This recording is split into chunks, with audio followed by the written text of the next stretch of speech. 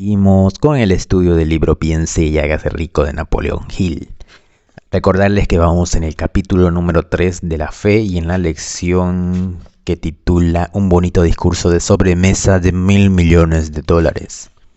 Estamos con la historia, en el desarrollo de la historia de la creación de la United States Steel Corporation. Y a continuación vamos a proceder con la lectura y voy a recordar que a medida que vamos leyendo y donde considere necesario voy a parar y voy a subrayar o voy a recalcar ciertas cosas que me parezcan interesantes. ¿Listo? Entonces vamos. Dice, en la actualidad ciertos historiadores de la economía han expresado la sospecha de que esta historia desde el principio a fin fue planificada por Andrew Carnegie, que la cena en honor de Schwab, el célebre discurso, la reunión del domingo por la noche entre Schwab y el rey del dinero, fueron sucesos que el sagaz escocés había preparado de antemano. La verdad es precisamente lo contrario. Cuando Schwab fue llamado a cerrar el trato, ni siquiera sabía que si el jefecito, como llamaba Andrew Carnegie, prestaría atención a la oferta de vender, en particular a un grupo de hombres a quienes Andrew consideraba dotados de algo menos que la beatitud. Pero Schwab acudió a la reunión con 6 hojas escritas de su puño y letra, llenas de datos que, según él, representaban el valor físico y potencial de rendimiento de cada compañía metalúrgica, que él consideraba una estrella esencial en el nuevo firmamento del metal. 4 hombres sopesaron esos esquemas durante toda la noche. El jefe, por supuesto, era Morgan, firme en su credo del derecho divino del dinero. Con él estaba su socio aristocrático, Robert Bacon, un erudito y un caballero. El tercero era John Gates, a quien Morgan tachaba de apostador y utilizaba como herramienta. El cuarto era Schwab, que sabía más sobre el proceso de elaborar y vender acero que cualquier grupo de hombres de su época. A lo largo de aquella conferencia, los esquemas del hombre de Pittsburgh no se cuestionaron nunca. Si él decía que una compañía valía tanto, así era, y punto. También insistió en incluir que en la combinación solo las empresas que él tenía nominadas.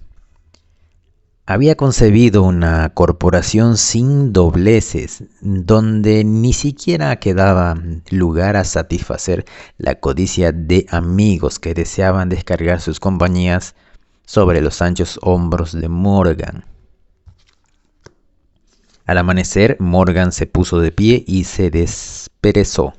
Solo quedaba un asunto pendiente. ¿Cree que puede persuadir a Andrew Carnegie de vender?, preguntó. Puedo intentarlo, repuso Schwab.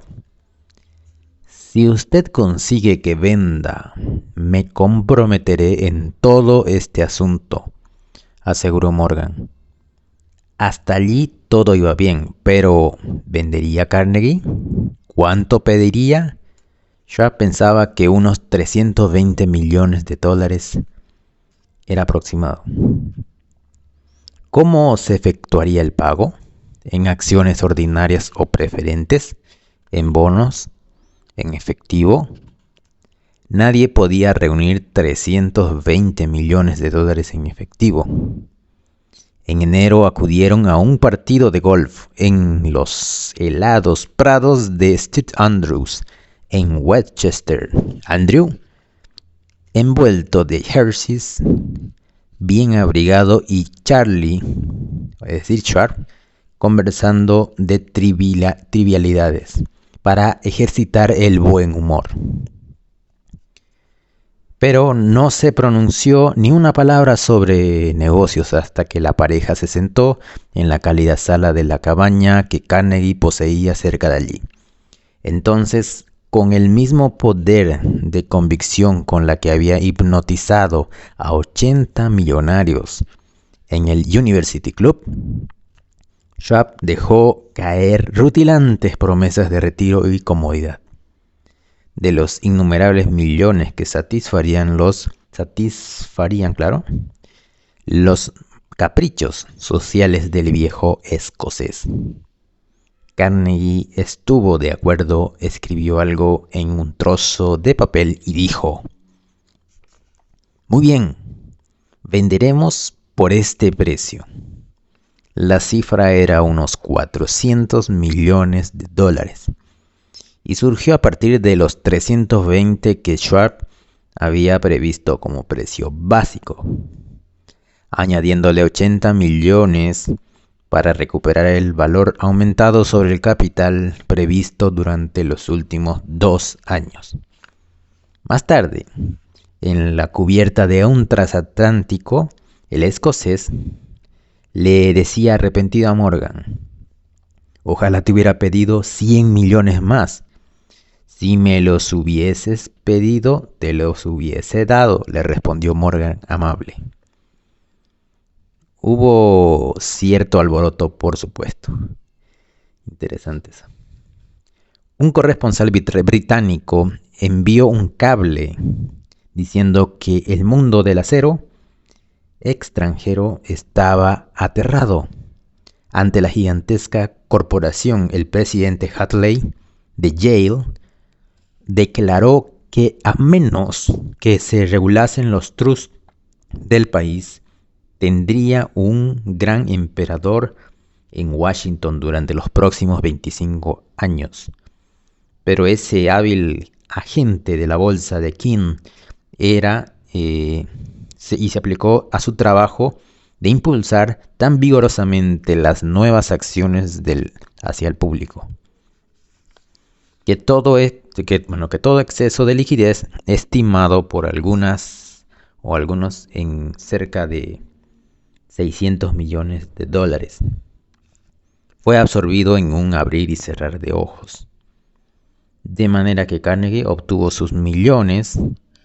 El sindicato de Morgan consiguió 62 por todos sus problemas, y todos los muchachos, desde Gates a Gary, también ganaron sus millones.